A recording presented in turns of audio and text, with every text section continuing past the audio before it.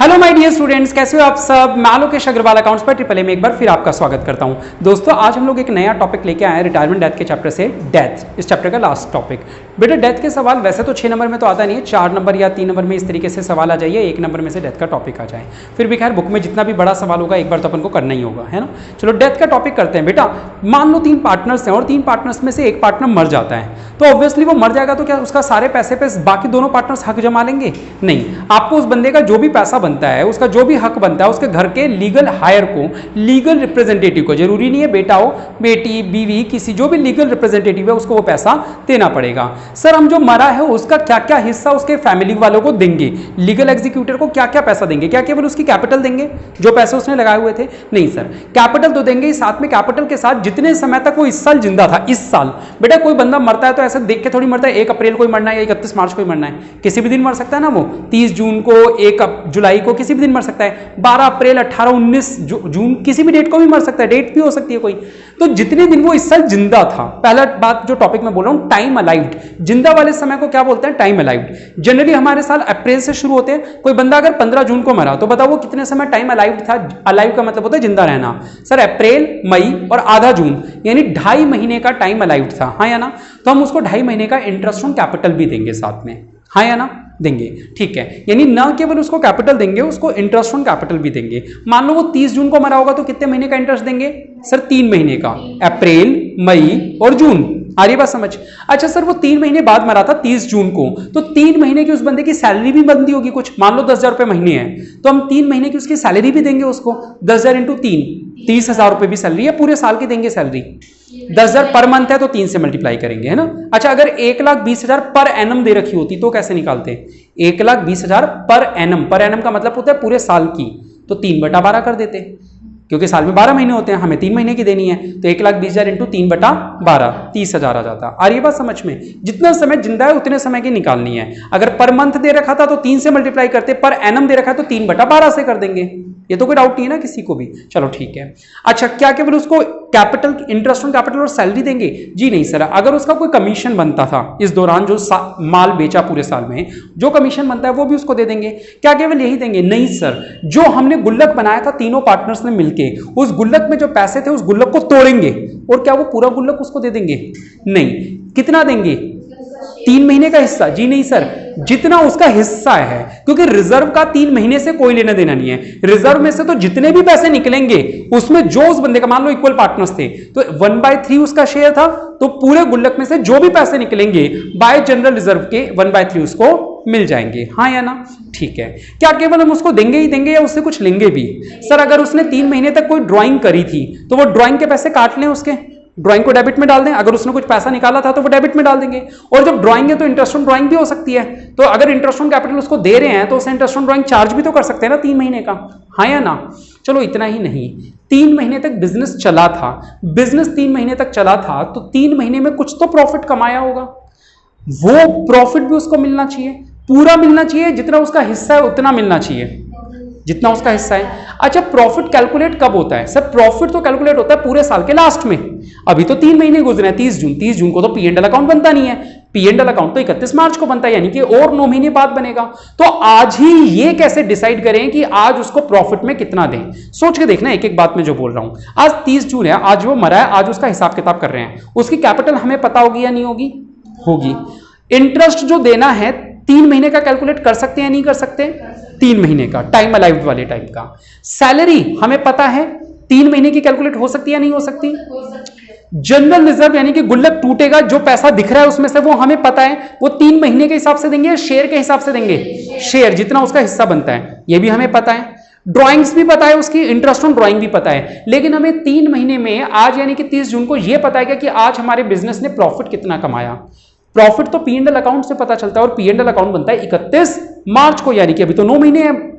आज कैसे डिसीजन लें कि कितना प्रॉफिट है और इसको कितना उसमें से दिया जाए?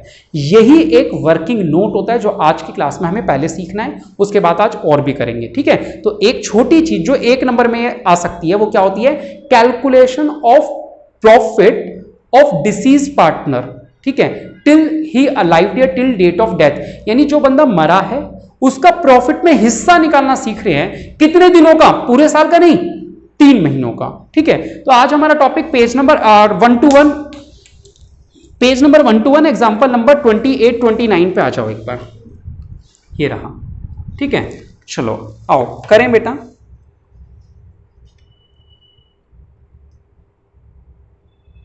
पहले एग्जांपल नंबर 28, प्रॉफिट का हिस्सा बाद में करते हैं, एक छोटा छोटा सा एग्जांपल निपटाते हुए चलते हैं जैसे जैसे बुक के अंदर है ना। तो यहां पे हम कर रहे हैं डेथ ऑफ अ पार्टनर, छोटे छोटे से पॉइंट है, बाद में मिला के एक बड़ा सवाल बन जाएगा। बेटा डेथ अगर मैं बोलूं एडमिशन रिटायरमेंट, डेथ में सबसे आसान कौन सा है, तो वो सबसे आसान क्या होता है, डेथ होता है। ठीक है, मरना सबसे आसान है बेटा, जीना मुश्किल है, आपको पता है ना, जीने के लिए बहुत मेहनत करनी पड़ती है, मरने के लिए थोड़ी, है ना। तो मरना आसान होता है, डेथ आसान है। इसे बोर्ड एग्जाम से पहले सीरियसली मत ले लेना, है ना। हाँ, एडमिट होना तो सबको अच्छा लगता है ना, रिटायरमेंट भी अच्छी लगती है। चलो, है ना, नजर आ रहा है। सही बात है, बोर्ड दे के बाद में क्या फर्क पड़ता है, पहले ही हो जाए तो कोई बात नहीं। हाँ, लाइव चल example 28, ABC are partners in 2-1। ABC are partners in 2-1, इसे बेटा मैंने क्या वायरल करी नहीं, वरना मेरी वीडियोस पे 2-2 दिन में 2-2 हज़ार व्यूज़ आ जाते हैं।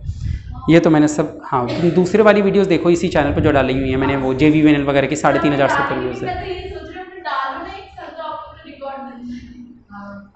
देखेंगे। चलो, सी रिटायर, बेटा सी मरा नहीं है, सी रिटायर हुआ है। ठीक है, सी मरा नहीं है, सी रिटायर हुआ है। कब हुआ है लेकिन, 30 सितंबर 16 को। सी डाइड मानो या रिटायर मानो एक ही बात है, 2 2 4 5 6 1/5। कब मरा है डेट बताना,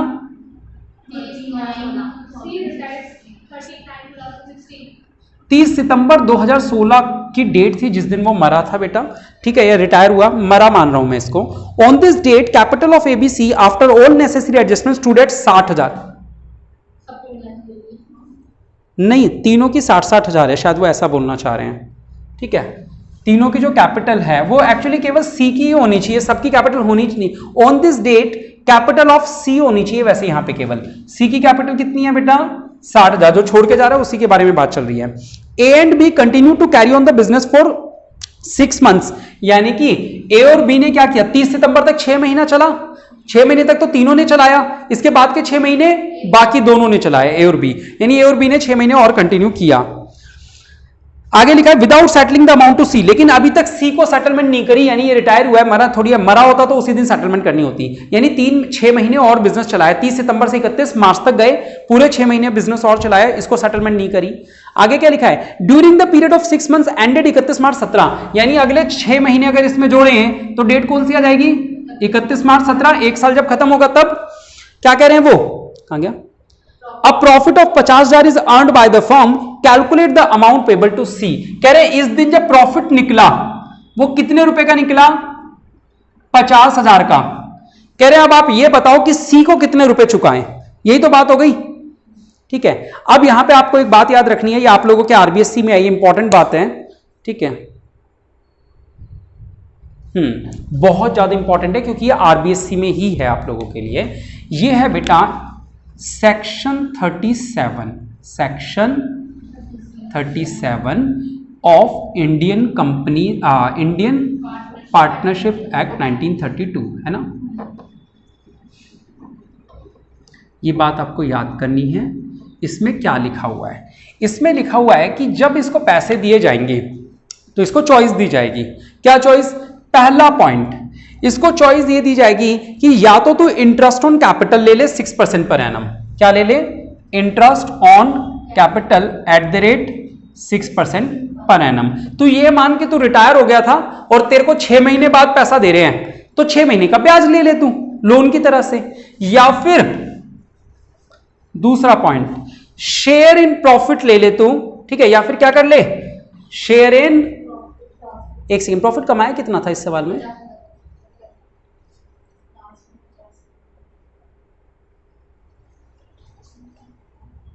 सवाल में कोई एरर तो नहीं है, एक बार तुम्हारी बुक में कुछ करेक्शन तो नहीं कर रखी इसके अंदर,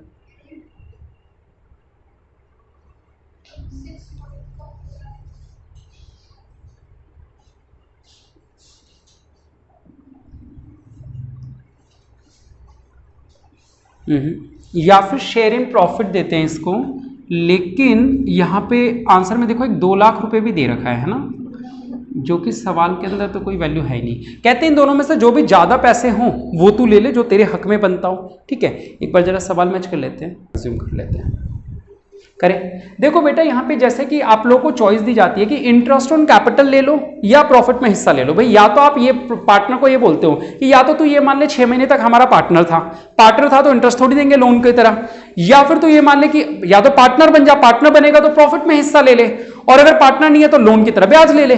लोन पे जैसे ब्याज कैलकुलेट करते हैं वो कैसे कैलकुलेट होता है, जितने की कैपिटल थी वो, यानी कि कितने रुपए थे इसके पास, 60,000 की कैपिटल थी, ब्याज की रेट कितनी लोन पे 6% इंटू टाइम आफ्टर रिटायरमेंट 30 सितंबर को हुई थी, उसके बाद कितना समय बाकी था 6 महीने। कह रहे या तो तू इसका ब्याज ले ले, कितना बनेगा 6 दूनी 12, 3 3 6 1800 रुपए, या तो तू ये ले ले, या जो तेरा प्रॉफिट में हिस्सा बनता हो वो ले ले। प्रॉफिट में हिस्सा जो बनता है उसका एक स्पेशल फार्मूला है, ये आप लोगों को याद करना है बेटा, ये वाला फार्मूला। क्या फार्मूला है, ध्यान से सुनना। कहते तेरी कैपिटल कितनी थी, 60,000 थी, 60,000 की कैपिटल थी। कहते तेरे रिटायर होने के बाद जो पैसा कमाया, प्रॉफिट आफ्टर रिटायरमेंट, कितना कमाया profit after retirement, divided by total capital on retirement, यानी जिस दिन तू रिटायर हुआ था उस दिन सब लोगों की टोटल कैपिटल कितनी थी। अब वैसे सवाल में तो ये लिखा हुआ था ए बी सी तीनों की कैपिटल कितनी है, 60-60, ईच भी नहीं लिखा उन्होंने। अगर ईच लिखता तो हमें समझ में आता।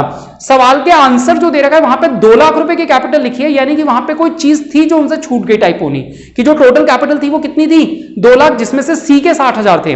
खैर यहां पे आपको कौन सी कैपिटल लिखनी है, तीनों की टोटल कैपिटल, जो हम अज्यूम कर रहे हैं कि कितनी होगी तीनों की। अगर सवाल में दे रखी हो कि ए और बी की कितनी है तो आप वो वाली वैल्यू डाल देना। अरे बात समझ। फार्मूला क्या है, हिज कैपिटल यानी कि 60,000, प्रॉफिट आफ्टर रिटायरमेंट यानी कि 50,000 रुपए जो कमाए, और यहां पे टोटल कैपिटल किस दिन वाली, रिटायरमेंट के दिन, तीनों की जो कैपिटल थी। इसको सॉल्व करो, 25 × 150 कितने रुपए आया, 1,500 या 15,000, कितना आएगा 15,000 रुपए आया। तो बेटा वो बंदा क्या लेना पसंद करेगा, विच एवर इज हायर, तो वो कितने रुपए लेगा, उसको 15,000 रुपए सेटलमेंट कर देंगे, हाँ या ना। ठीक है, तो ये इंपॉर्टेंट मार्क कर लो आप लोग। ठीक है, 15,000 रुपए। चलो एग्जांपल नंबर 29 करते हैं। ये फुल फ्लैज क्वेश्चन है 29, देखो इससे पूरी डेथ समझ में आ जाएगी आपको। करें, अब देखो इन्होंने छूटते ही मतलब 29 दे दिया डेथ का। वैसे तो पहले बेसिक 1-2 चीजें बतानी चाहिए, इन्होंने फुल फ्लैज क्वेश्चन दे दिया, कर लेते हैं। ये आप लोग याद रखोगे, सेक्शन 37 बहुत इंपॉर्टेंट है, मतलब आप लोगों के लिए ये मान के चलेंगे। ठीक है, 1 नंबर 2 नंबर में पेपर में आ जाता है तो भूल जाते हैं फिर इसको। चलिए बेटा अगले एग्जांपल पे चलते हैं। एग्जांपल नंबर 29 सोम मंगल बुध का सवाल है ना। एग्जांपल नंबर 29 ये एक फुल फ्लेज क्वेश्चन है। सोम मंगल बुध, इनका रेशो क्या है बेटा, क्या है, नहीं दे रखा। अच्छा नीचे कहीं पे है क्या, अगले पेज पे नहीं दे रखा तो इक्वल रेशो ले लेंगे। अगर नहीं दे रखा होता तो कितना ले लेते हैं, इक्वल रेशो। अच्छा अब आगे क्या लिखा है, बैलेंस शीट के बाद नीचे लिखा है 29 सितंबर 2017 बुध एक्सपायर्ड। एक्सपायर का मतलब चले गया, बुध गया 1/3, और इसकी डेट जरूर लिख लिया करो, कब गया। अब बेटा जैसे ही डेट लिखते हो वैसे ही आप लोग ये नोटिस कर लिया करो कि टाइम अलाइव्ड कितना था। सर 1 अप्रैल से साल शुरू होता है, अप्रैल से काउंट करो, अप्रैल मई जून जुलाई अगस्त और सितंबर भी काउंट करोगे, यानी कि कितने महीने जिंदा था वो, 6 महीने। ये बात हाईलाइट कर लिया करो जैसे डेट पढ़ो कि 6 महीने के लिए सवाल सॉल्व होना है। आगे क्या लिखा हुआ है, फिर कुछ पॉइंट्स दे रखे ABCD, और नीचे क्या लिखा हुआ है लास्ट लाइन में, prepare Budh's capital account and is current account. Budh का कैपिटल अकाउंट भी बनाओ, करंट अकाउंट भी। बट जब पहला चैप्टर पढ़ा था तब हमने बात करी थी कि कैपिटल और करंट अकाउंट क्या होते हैं। सारी ट्रांजैक्शन जो भी रिकॉर्ड करनी हो किसमें करोगे, करंट में। फिर जब करंट अकाउंट को ट्रांसफर करोगे तो किसमें कर देना, करंट के बैलेंस को कैपिटल में। यानी कैपिटल अकाउंट को थोड़ी देर के लिए तो पड़े रहने दो साइड में, सारी ट्रांजैक्शन जो भी कुछ रिकॉर्ड करना है कहां करेंगे अपन लोग, क्या करंट अकाउंट में रिकॉर्ड करेंगे। और क्या बनाना है, बस कैपिटल और करंट अकाउंट मांगा था, है ना। करें बेटा शुरू। तो मैं सबसे पहले यहां पे बनवा रहा हूं आप लोगों को बुध्स करंट अकाउंट। ठीक है, तो कभी भी कैपिटल और करंट से टेंशन मत लिया करो। बस एक बात याद रखना कि जब भी कोई बात रिकॉर्ड करोगे तो कौन से अकाउंट में रिकॉर्ड करोगे, करंट अकाउंट में। तो देखो बेटा डेथ के सवाल में जो बंदा मरता है केवल उसका अकाउंट बनाया जाता है, और अकाउंट में कैसे कैसे चीजें लिखी जाती है। सबसे पहले तो क्योंकि वो बंदा मरा है तो उसको उसकी कैपिटल तो मिलनी चाहिए, तो पहला वर्ड बाय बैलेंस BD आता है। जैसे कैपिटल अकाउंट बनता है ना बेटा, वही कॉन्सेप्ट है इसका। क्रेडिट में बढ़ेगा, डेबिट में कम होगा, वही कॉन्सेप्ट। बाय बैलेंस बीडी, बताओ बेटा बुध की कैपिटल कितनी थी करंट में, सॉरी कैपिटल मत बताना, करंट बताना। सर असेट साइड में है बुध की कैपिटल 2000, कहां पे है? असेट साइड में, दिख रहा है इसी पेज पे ही है। तो असेट साइड में है तो बाय बैलेंस बीडी इधर आएगा या फिर इस तरफ आएगा, लेफ्ट में? डेबिट में आएगा ना, असेट साइड में है तो। टू बैलेंस बीडी कितने रुपए? ये डेबिट में, इसका मतलब ये नहीं कि अब सारे आइटम यहीं आएंगे। सैलरी, कैपिटल, वो सब चीजों से कैपिटल बढ़ती है ना, सैलरी से कैपिटल बढ़ती है, इंटरेस्ट ऑन कैपिटल से कैपिटल बढ़ती है, कमीशन से कैपिटल बढ़ती है, ये सारी चीजें कहां आएंगी? क्रेडिट में। बस ओपनिंग बैलेंस कहां आ गया? डेबिट में। क्यों आया? क्योंकि सर असेट में दे रखा था, लायबिलिटी में होता तो वहीं पे आता। हाँ या ना? पहला पॉइंट समझ में आया। अब आपको क्या करना है, नीचे से एक एक पॉइंट पढ़ना है, उसका एक एक ही ट्रीटमेंट करना है, कोई डबल इफेक्ट कुछ नहीं, सिंपल सा एक एक चीज पढ़ो, देखो कितनी आसान लगेगी। ये मान लो मैं मर गया हूं, मैं बुध हूं, और आप लोगों को हिसाब किताब करना है मेरा, क्या करोगे? सबसे पहले करंट अकाउंट लिख दोगे। चलो पहला पॉइंट पढ़ो बेटा, सबसे पहला point, he was entitled to salary of 500 per month, फिर एंड आ गया, एंड आते रुक जाना चाहिए। सैलरी दोगे आप मुझे तो मेरी कैपिटल बढ़ाओगे या कम करोगे? बढ़ाओ। किस तरफ? सुन सुन के बोल रही हो विशाखा, और कुछ नहीं है। बाय सैलरी कितने रुपए दोगे मुझे? 500 रुपए दोगे क्या? सर 500 इंटू 6 महीने, यानी कि 3000 रुपए मुझे। कोई डाउट किसी को? अब एंड के बाद पढ़ लो, कह रहे इंटरेस्ट ऑन कैपिटल भी दोगे 10%, दे दो बेटा, और क्या चाहिए मेरे को? अंधे को आंखें। बाय इंटरेस्ट ऑन कैपिटल, तो बेटा मेरी कैपिटल कितनी है? 2000 रुपए की कैपिटल है क्या मेरी? नहीं। कैपिटल ढूंढो बैलेंस शीट में, बुध की कैपिटल। सर 15,000 की कैपिटल थी बुध की, हाँ या ना? तो 15,000 पे कितना परसेंट इंटरेस्ट है? गलत बोल रही हो बेटा, ज्यादा जल्दी चल रही हो। 15,000 पे 10% देंगे, लेकिन पूरे साल का दे देंगे क्या? भाई जितने समय वो जिंदा रहा है उतने समय का ही तो देंगे। आ रही है बात समझ? तो 15,000 का 10%, 1500, 1500 का आधा 750। ये बात समझ में आई या नहीं आई? आसान लग रहा है? ठीक है। थर्ड पॉइंट, नहीं थर्ड नहीं second, he withdrew 3,000 for his daughter's marriage from the firm, उसने 3,000 रुपए निकाले थे। बेटा निकाले थे तो ड्राइंग से तो कैपिटल बढ़ाऊं या कम कर दूं? इस तरफ लिख दूं टू ड्राइंग्स, कितने रुपए? 3,000, या टू डॉटर्स मैरिज वगैरह लिखूं? टू ड्राइंग्स लिखूंगा। नेक्स्ट बेटा तीसरा point, his share in profit of current year will be based on last years profit which was 6,000। इस तीसरे पॉइंट को मैं सबसे लास्ट में अटेम्प्ट करवाऊंगा। यही वो पॉइंट है जो मैं आज एक बार क्लास शुरू करते समय समझा रहा था, मौका नहीं मिला, सवाल नहीं आया तो बताऊंगा। तीसरे पॉइंट को आराम से करेंगे, चौथे से शुरू कर लो। कह रहे goodwill of the firm is valued at 90% of the average profit of last 4 years. यहां पे एक वर्किंग नोट बना लूं, वर्किंग नोट नंबर 1 को नाम दूं value of goodwill. Value of goodwill पूरे फर्म की निकलती है, कैसे निकल रही है? जैसे जैसे वो इंग्लिश में बोलेगा वैसे वैसे उसकी मैथ्स बनाना, आराम से धीरे धीरे इंग्लिश को समझना बेटा। मैंने उस दिन सीबीएसई का टेस्ट लिया, बच्चे क्या कर रहे हैं, उनको इंग्लिश जरा सी समझ नहीं आ रही है, इंग्लिश समझ आ जाएगी तो आप सवाल भी कर लोगे। सुनो अब 90%, तो हमने भी लिखा 90%, उन्होंने लिखा ऑफ, ऑफ का मतलब होता है मल्टीप्लाई। फिर उन्होंने बोला एवरेज प्रॉफिट, तो हमने भी लिख दिया एवरेज प्रॉफिट। फिर उन्होंने बताया कितने सालों का, तो हमने यहां पे लिख दिया 4 साल का, है या ना? फिर उन्होंने कहा लास्ट 4 इयर्स प्रॉफिट विच वर 3, 5, 4, 6, पिछले 4 साल के प्रॉफिट बता दिए बेटा उन्होंने, हाँ या ना? तो मैं यहां ये लिख दूं, एवरेज निकाल दूं 3,000, बताने एक बार,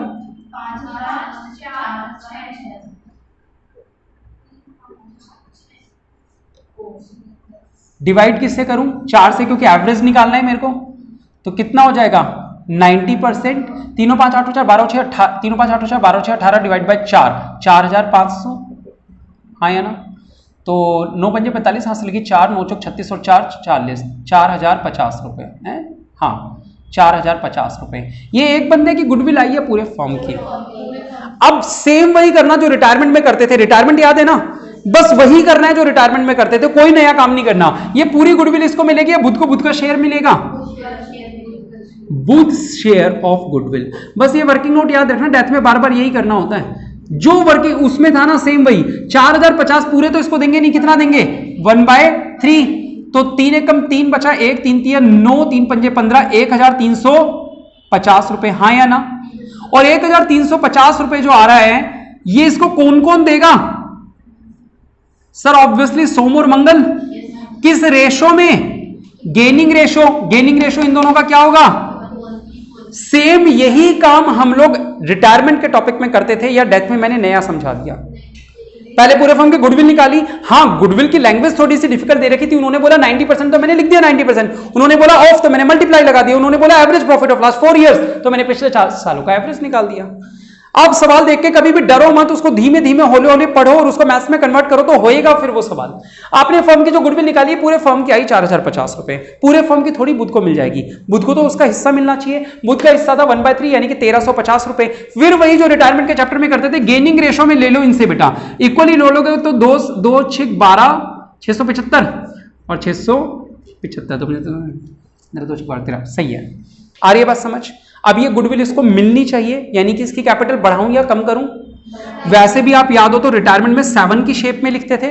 7 का मतलब जो बंदा रिटायर हो रहा है उसके में ऐसे खड़ी लाइन में लिखते थे, यानी इसके में ये खड़ी लाइन आनी चाहिए, ऐसे आनी चाहिए, तो खड़ी लाइन आएगी। आ रही है समझ में? तो क्या लिखेंगे? बाय एस सोम और बाय मंगल। ठीक है, ये दोनों चीजें वर्किंग नोट नंबर 1 से आई हैं। 675 रुपए और 675 मिल गए इसको 1350 रुपए। आ रही है बात समझ में? 1350 क्योंकि हम इसको देंगे इसलिए क्योंकि इस रिटायरमेंट के समय पे ड्राइंग और इंटरेस्ट ऑन ड्राइंग के अलावा हर चीज इसको दी जाती है, तो ऑब्वियसली इसी तरफ आएगा। अगर भूल भी जाओ किस तरफ आना ही है तो ऑब्वियसली सर सारी चीजें दे रहे हैं इधर आएगा, तो गुडविल भी तो दे रहे हैं इधर आएगा। बताओ गुडविल का टॉपिक समझ आया नहीं आया? आ गया। चलो ये कौन सा पॉइंट था बेटा? तीसरा पॉइंट था। चौथे पॉइंट नहीं, चौथा था ये। पांचवें पे आओ। The present value of investment is 20,500। हमारी इन्वेस्टमेंट की वैल्यू कितनी हो चुकी है बेटा? 20,500 and depreciation is to be charge 2000 on building. ये रीवैल्यूएशन के पॉइंट आ गए। हम एक रफ में एक रीवैल्यूएशन अकाउंट बनाना पड़ेगा। बनाए? आओ, वर्किंग नोट नंबर 2 हमें बनाना पड़ेगा एक रीवैल्यूएशन अकाउंट। रीवैल्यूएशन अकाउंट में बताना बेटा इन्वेस्टमेंट पहले कितने की थी?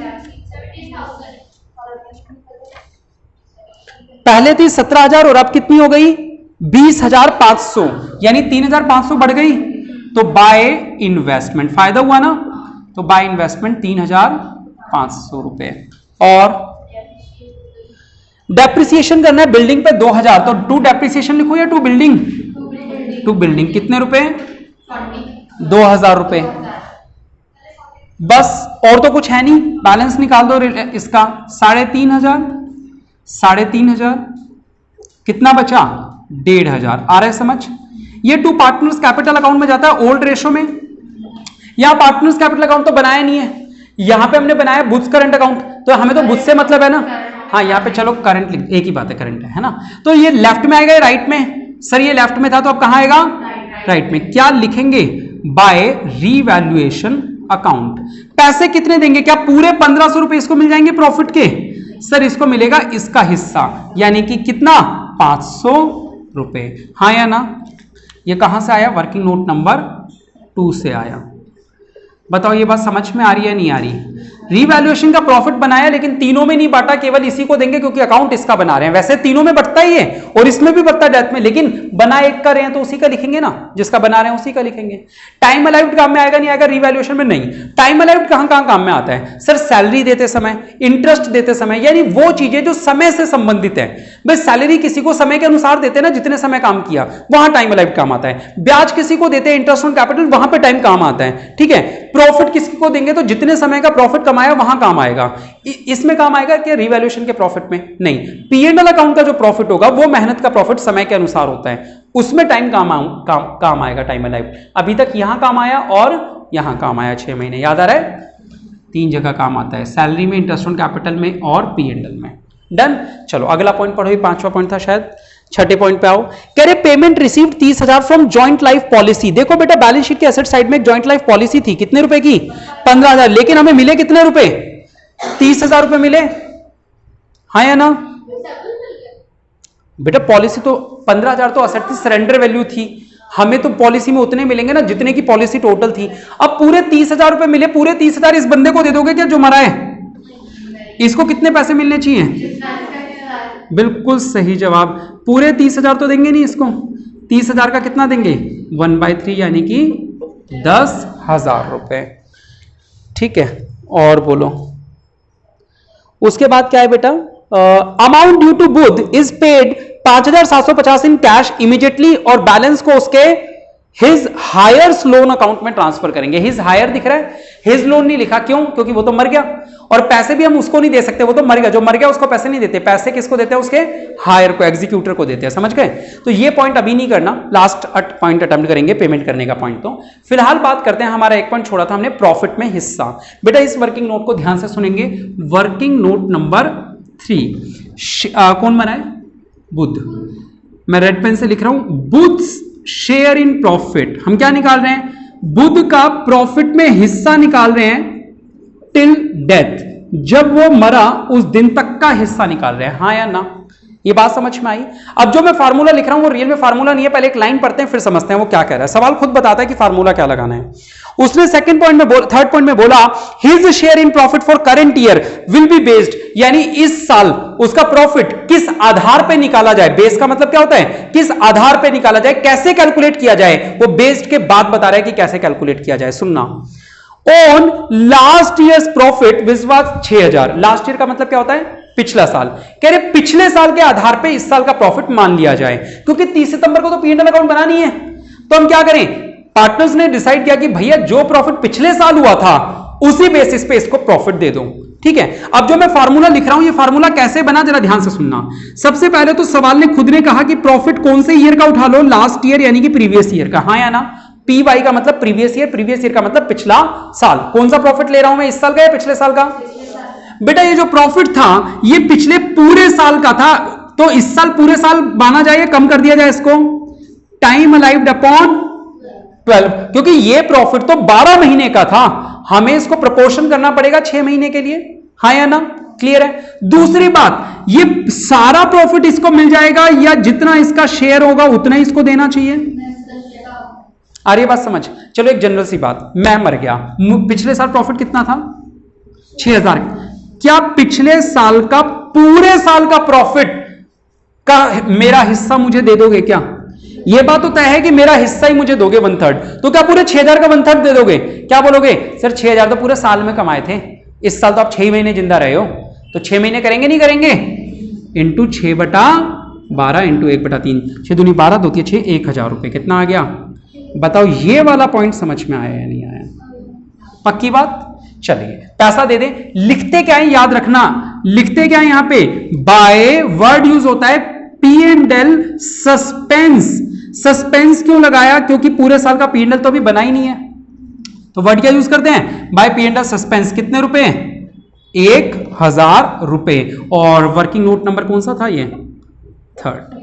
बताओ एक एक पॉइंट समझ में आ रहा है या नहीं आ रहा? ये एक अलग पॉइंट था, ये एक अलग पॉइंट था, ये एक अलग पॉइंट था, ये एक अलग पॉइंट था। ये बनाना नहीं है पेपर में, ये समझाने के लिए अलग अलग चीजें। कोई पॉइंट नहीं समझ में आया तो पूछ सकते हो। आ रही है बात समझ में? पक्का? चलो ठीक है। ये तो वो सारे पॉइंट थे जो बाहर दे रखे थे। अगर बैलेंस शीट में कोई ऐसी चीज है जो हमेशा डिस्ट्रीब्यूट करते थे एडमिशन और रिटायरमेंट में, तो वो आज भी डिस्ट्रीब्यूट होनी चाहिए या नहीं होनी चाहिए? आओ जरा लेफ्ट से चेक करते हैं कोई चीज है क्या। लेफ्ट साइड से शुरू करते हैं। सर कैपिटल दे रखी है, उसके बाद करंट दे रखा है, फिर जनरल रिजर्व है। सर गुल्लक है, गुल्लक जनरल रिजर्व का। बांटू बेटा, तो यानी कि लेफ्ट में है तो यहां आके मिलेगा इसको बाय जनरल रिजर्व। पूरा दे दूंगा क्या? कितना दूंगा बेटा? 12,000। बिल्कुल 12,000 का शेयर दे दूंगा। एक सेकेंड में कुछ देख रहा था। ठीक है, तो 12,000 का 1/3 यानी कि 4,000 रुपए। ठीक है, और देखो उसके बाद है बैंक लोन नहीं बढ़ता, JLP reserve. JLP reserve partners में बढ़ता है ना, 15,000 का किया इन्होंने कुछ नहीं, जेएलपी दे दी ना उसको, तो अब ये नहीं करेंगे इसका कुछ भी। असेट और लायबिलिटी कैंसिल हो गई, वो भी 15 था, राइट में भी लेफ्ट में भी जेएलपी 15 है, ये कैंसिल हो गया आपस में।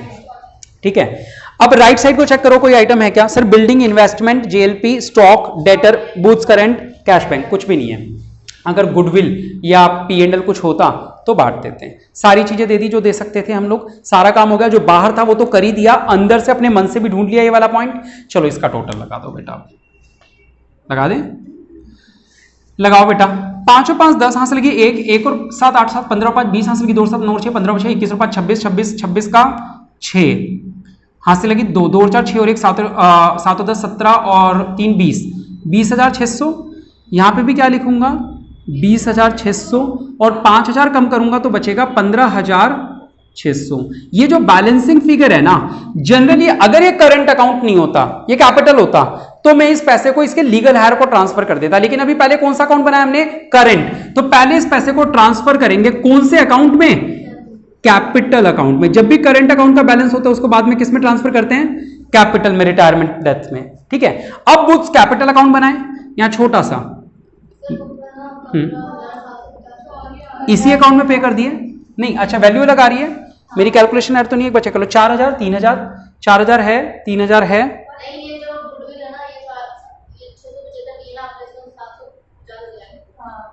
मेरी कैलकुलेशन एरर, एक बार वैल्यू चेक कर लेते हैं। 3 5 4 6, 3 और 5 8 और 4 12 और 6 18, 18 को 4 से डिवाइड किया, 18000 को 4 से डिवाइड करो, 18000 डिवाइड बाय 4, 4500, बिल्कुल सही लिखा है मैंने। फिर 4500 का कितना परसेंट, 90%, ये 4050 पे बिल्कुल सही लिखा है। फिर इसका शेयर 1/3, 1350 पे सही लिखा है। इसको आधा आधा बांट दो, डिवाइड बाय 2, 675, मैंने तो बिल्कुल सही लिखा है बेटा। इन्होंने क्या लिखा है, तो इनका काट दो, ये गलत करते हैं, कोई नई बात तो है नहीं इनके लिए, है ना। 750 750 को क्या कर दो, 675। इनने कितना निकाला है वर्किंग नोट। एक बात बताओ, जब ऊपर वाले पॉइंट में एवरेज प्रॉफिट 4500 है, तो अगले वाले में वो 4000 कैसे हो गया, 4000 इंटू 1/3 कैसे हो गया, समझ रहे हो। और 4000 का 1/1 सेकंड 4.5 कैसे आया इनका, 3 5 4 6, 3 5 4 6, 3 और 5, हाँ 4.5 आया। 90% तो किया ही नहीं इन्होंने। अगर 4500 का 90% करोगे, पता है इन्होंने क्या किया, मैं बताता हूं। या तो अगर इनका आंसर लाना है तो 90% को काट के 80% कर लो सब लोग। अगर मैं यहां पे 90 की बजाय 80 कर दूंगा तो ये वैल्यू इजी हो जाएगी, देखना। 8 पंजे 40, हाथ से लगी 4, 8 चौक 32 और 4, नहीं हुई ना, कितना हुआ, 90 से भी नहीं हुआ, उन्होंने झोल जमेला कर दिया। देखो वर्किंग नोट नंबर 4 में तो 4500 लिखा है, ठीक है, ये 4500 आ रहा है। फिर 4500 का पहले 90% होना चाहिए, और 4500 का जो 90% होता है वो 4050 होता है, जबकि उन्होंने अगले स्टेप में कितनी वैल्यू लिख ली, 4000 लिख ली उन्होंने, है ना। और 4000, मजे की बात, 4000 का 1/3 1500 कब से होने लग गया, 1333 होता है। 4000 का 1/3 कितना होता है, 1333 होता है। उन्होंने 1500 लिख ली, छोड़ दो किताब वालों को, तो वो तो अपन ने भी कर दी बेटा, ये रही गेयरिंग डेबिट, ठीक है, वैल्यू गलत है वो, ये समझ लो, छोड़ दो। इसीलिए 15600 आया। चलो बुथ्स कैपिटल अकाउंट बनाते हैं बेटा। बुथ की कैपिटल देखना, लाइबिलिटी साइड में होगी, कितनी थी, तो वो यहां आएगी बाय बैलेंस बीडी, कितने रुपए, 15000। अब क्योंकि ये लेफ्ट में था, करंट अकाउंट के लेफ्ट में कैपिटल था, तो कैपिटल के राइट में आ जाएगा क्या, बाय बुथ्स करंट अकाउंट, कितने रुपए, 15600। और अब इसका पैसा पे नहीं करोगे इस बंदे को, क्योंकि ये तो मर चुका है। सुन लो बेटा, क्या देख रहे हो बेकार में आंसर में, जो मैं सिखा रहा हूं वो आंसर है ना, वो थोड़ी आंसर है। जो करंट अकाउंट, ये जो टोटल आया 30600, आप इस बंदे को पे नहीं कर सकते क्योंकि ये मर रखा है। आप पहले इस बंदे के ये जो 30600 रुपए हैं, ये उसके ट्रांसफर करोगे उसके लीगल हायर अकाउंट में। नाम दे रखा था क्या, नहीं, तो आप लिखोगे क्या, टू बुथ्स एग्जीक्यूटर अकाउंट। कौन सा अकाउंट, एग्जीक्यूटर्स अकाउंट। ये बात समझ में आई नहीं आई। अगर सीधा कैपिटल अकाउंट बन रखा होता तो यहीं पे आ जाता बुथ्स एग्जीक्यूटर अकाउंट। क्लियर है बेटा, क्या बेटा, 30600 रुपए लिखे हैं ना, ये रहे, ठीक है।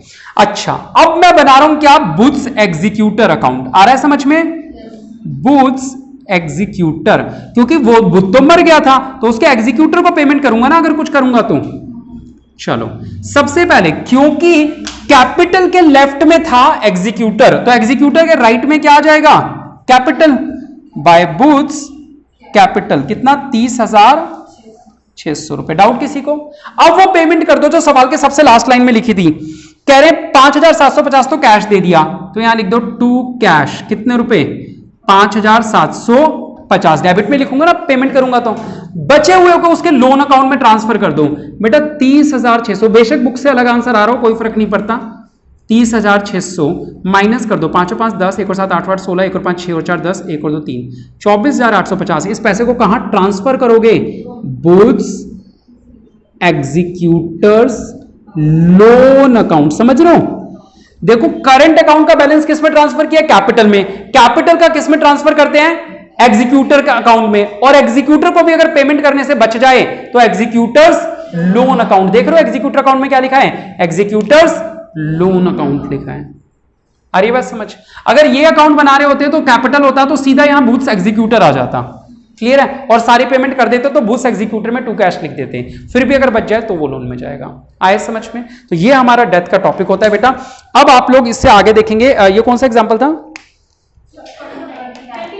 29 था। अब क्वेश्चन नंबर 30 जो है, कितने अभी 30, 31, 32 है अभी, चलो 3 है, कोई बात नहीं, कल खत्म करेंगे। लेकिन एक बार क्वेश्चन नंबर 30 में होमवर्क में दे देता हूं आप लोगों को, ओरली पूरा एक्सप्लेन कर रहा हूं, आप लोग वीडियो देख के कर सकते हैं। वीडियो अभी हो चुकी है 35 मिनट की, यानी 35 मिनट से आगे ड्रैग कर लोगे तो आप लोग इसे देख देख के सुन के कर सकते हो ये सवाल, ठीक है। करेंट डिस्कस देखो बेटा, एग्जाम्पल नंबर 30, आप चाहो तो स्क्रीनशॉट ले सकते हैं। आओ बेटा, सबसे पहले एबीसी पार्टनर्स थे 5-3-2 में, ठीक है, उनकी एक बैलेंस शीट दे रखी है, नीचे लिखा है ए मर गया, यानी सबसे पहले वाला बंदा मरा, और वो भी 12 जून को मरा। बेटा 12 जून को मरा यानी कि उसका टाइम अलाइव्ड अगर मैं निकालूं, यहां देखो 12 जून, बेटा अप्रैल से महीना चालू होता है, अप्रैल में 30 दिन, मई के कितने दिन? 31 दिन, जून के कितने दिन? 12 दिन, तो 1 और 2 3, 3 और 3 6 और 1 7, बेटे 73 डेज आ रहा है, यानी जहां जहां मैंने 6/12 लिखा था 6 महीने, वहां पे अब क्या करोगे? 73/365 करोगे, क्योंकि साल में 365 होता है। और मैं आप लोगों को एक ट्रिक बता दूं, आप चाहो तो बुक में लिख लो, 73/365 का मतलब होता है 1/5। 73 के पहाड़े में 365 5 नंबर पे आता है, ठीक है, 73 पंजे 365। ये 73 के अलावा किसी से नहीं कटता, आप काट के देखोगे ना, 2 से, 3 से, 5 से, 7 से, 11 से, 13 से, किसी से भी नहीं कटेगा, 19 से, 31 से, किसी से भी काट लो, ये 365 केवल एक ही चीज से कटता है, किससे? 73 से। तो 73 बन जा 73, 73 5 जा, तो आप 1/5 टाइम अलाइव लिख सकते हो। जहां जहां टाइम अलाइव काम आएगा क्या करोगे? 1/5 से मल्टीप्लाई कर दोगे, डन। चलो ये तो ट्रिक पता चल गई। आगे कौन सा सवाल था? ये रहा, हाँ चलो। अच्छा, ऊपर सवाल में 5-3-2 के बाद लिखा था 1 मार्च 17 की बैलेंस शीट है, बेटे वो 1 मार्च 17 नहीं हो सकता, 31 मार्च 17 कर लो, कभी भी बैलेंस शीट 1 तारीख की नहीं होती, 31 की होती है ना, तो 31 मार्च 17 की बैलेंस शीट है। चलो नीचे आ जाओ, पहला पॉइंट क्या कह रहा है, अब सुनना शुरू करते हैं। His executive remaining partners that goodwill to be valued at 2.5 years, 2.5 को अंडरलाइन करके लिख दो, 2.5। परचेज ऑफ का मतलब होता है multiply, average profit of the 4 years, यानी अगर मैं आपसे कहूं कि आप गुडविल कैसे निकालोगे, तो बेटा गुडविल कैसे निकालोगे? सर 2.5 को मल्टीप्लाई कर दूंगा, एवरेज प्रॉफिट कितने साल का? 4 साल का। लो मैं हेल्प कर देता हूं, सर कितना है प्रॉफिट हमारा? 13 और 12 25, 25 और 20 45, 45 और 5 50 और 10 60। आ रहा है समझ में? 2.5 को मल्टीप्लाई करूंगा कितना? 60,000 डिवाइड बाय 4, यानी कि 2.5 को मल्टीप्लाई कर दूंगा कितने से? 15,000 से, यानी कि 15 पंजे 75 हासिल लगी, 7 15 37,500। ये एक बंदे की निकली पूरे फर्म की। मरा था ए का शेयर कितना था बेटा? बोलो 5 और 3 8 है। ए मरा था 5/10 बेटा, तो 5/10 तो कितना हो जाएगा? 18,750। ये वो किस किस से लेगा? बी से और सी से। गेनिंग रेशो क्या हो जाएगा? 3:2। आ रहा है समझ में या नहीं आ रहा? हाँ, तो 3:2, 5 से डिवाइड कर दो, 5 3 15, बचा 3, 5 7 35, 5 5 25, 2 से मल्टीप्लाई, 2 5 10, 2 से 14 15, 2 3 6 और 1 7, कितना हो गया? 7,500। और ये हो गया 3 से 3 5 15, 3 7 21 और 1 22, हासिल की 2 3 3 और 2 11,200, 11 और 7 18,750। आ रहा है समझ? यहां पे ये लिख दोगे। ये पूरा वर्किंग नोट मैंने ऑलरेडी आपको बना दिया है बेटा, हाँ या ना? ठीक है, लेकिन घर पे दोबारा बनाना है इसको, समझ में तो आ गया होगा। चलो नेक्स्ट, सेकंड पॉइंट में लिखा है पेटेंट वैल्यूड एट 8,500। बेटा एक रीवैल्यूएशन अकाउंट बनेगा, रीवैल्यूएशन अकाउंट में वही करोगे, प्रॉफिट या लॉस। पेटेंट पहले कितने के थे?